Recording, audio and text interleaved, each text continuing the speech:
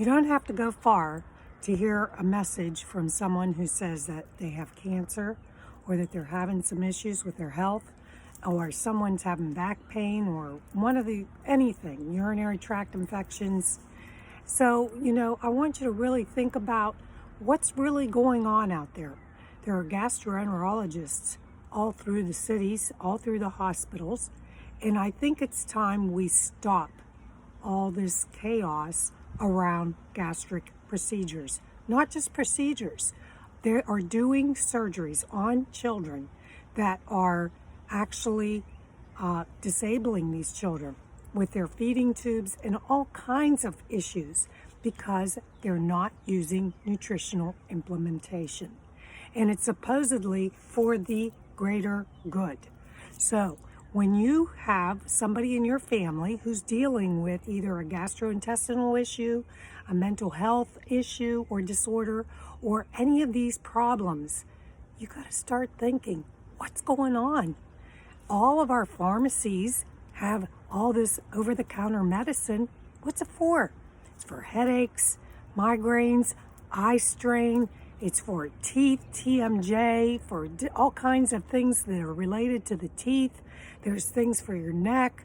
There's things for your back, holding you back, what's holding you back.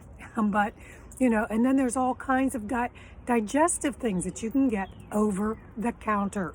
Now, I want you to think about this over-the-counter stuff. What is it counteracting? It's what you eat, okay?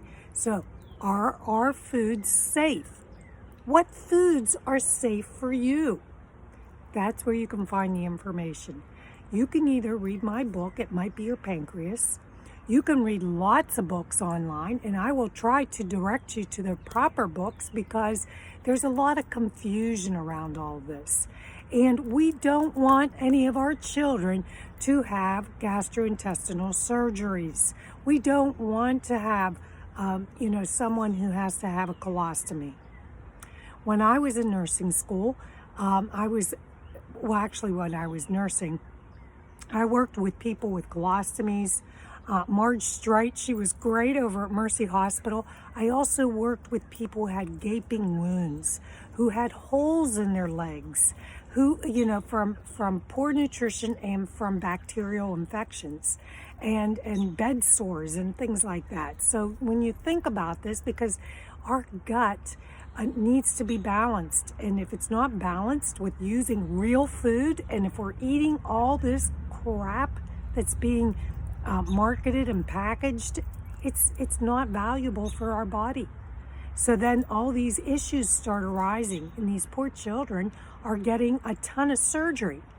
The first time I met, I went on a date with a guy, he had a colostomy, and I called him Colostomy Kid. I mean, that's no fun, no joke, and it's real. But I didn't understand why he had a colostomy initially. I mean, I knew about colostomies. I took care of them.